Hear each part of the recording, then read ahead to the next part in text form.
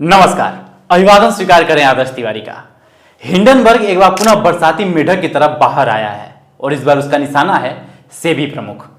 हुआ यूं यह है कि पिछले साल अदानी समूह पर निशाना साधकर देश की राजनीति और शेयर बाजार में भूचाल लाने वाले अमेरिकी शॉर्ट सेलर हिंडनबर्ग रिसर्च द्वारा अब शेयर बाजार नियामक भारतीय प्रतिभूति व विनिमय बोर्ड सेबी की प्रमुख को निशाना बनाया है और इससे हिंडनबर्ग अदानी की कहानी में एक नया मोड़ आया है।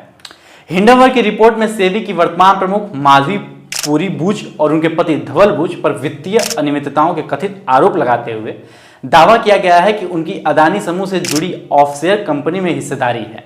ध्यान देने वाली बात यह है कि पिछले साल जनवरी में हिंडनबर्ग ने अपनी रिपोर्ट में अदानी समूह पर खाते में हेराफेरी और कंपनी में गड़बड़ी करने तथा शेयरों की कीमत बढ़ा चढ़ाकर दिखाने जैसे सनसनीखेज आरोप लगाए थे।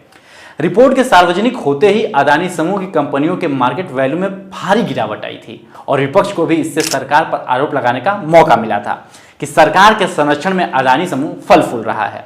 जबकि हिंडनबर्ग जो एक एलानिया शॉर्ट सेलर है, यह खुद भी आरोपों से बच नहीं सका था, जिसके बारे में कहा गया कि अदानी की साख को धक्का पहुंचाने वाली रिपोर्ट वो इसीलिए लाया था क्योंकि स्टॉक में जोरदार गिरावट पर दांव लगा रहा था। सेबी ने भी हिंडनबर्ग को नोटिस भेजा था। हिंडनबर्ग पर आरोप लगा कि शॉर्ट सेलर होने के नाते उसने अदानी के शेयरों में गिरावट पर दांव लगाकर काफी कमाया था। उस वक्त सर्वोच्च न्यायालय द्वारा गठित विशेषज्ञ समिति तो इस मामले में किसी भी तरह की अनियमितताओं के सबूत तो नहीं पाए। शीर्ष अदालत ने हिंडनबर्ग की आरोपों की जांच के लिए एसआईटी बनाने या इस मामले को सीबीआई को सौंपने की जरूरत भी नहीं समझी थी। अब ध्यान देने वाली बात यह है कि हिंडनबर्ग कोई मीडिया समूह नहीं है और न ही सार्वजनिक हित के उद्देश्य से गठित कोई निकाय है। ब्लूमबर्ग की एक रिपोर्ट बताती है कि हिंडनबर्ग ने वर्ष 2020 के बाद से 30 कंपनियों की रिसर्च रिपोर्ट उजागर की है और रिपोर्ट जारी होने के अगले ही दिन उन कंपनियों के शेयर औसतन 15% तक टूट गए।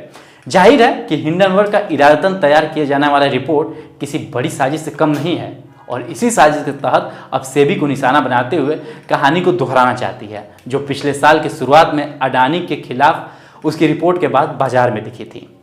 शॉर्ट सेलिंग कंपनी हिंडनबर्ग ने इस बार बजाय कंपनी के सीधे सेबी पर सवाल खड़ा किया है। ऐसे में सभी तथ्यों को सामने लाते हुए विवाद का संतुलित कर देना चाहिए।